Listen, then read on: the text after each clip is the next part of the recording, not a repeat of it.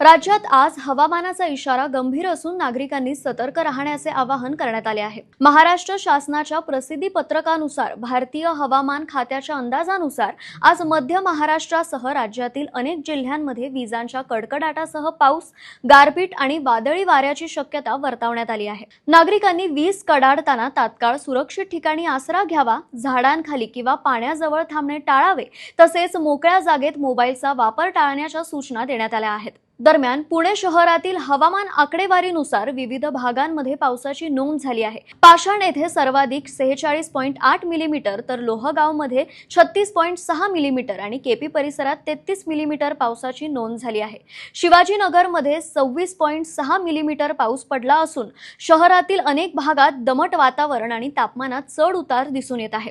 प्रशासनाकडून आपत्कालीन यंत्रणा सतर्क ठेवण्यात आल्या असून नागरिकांनी अफवांवर विश्वास न ठेवता अधिकृत सूचनांचे पालन करण्याचे आवाहन करण्यात आले आहे।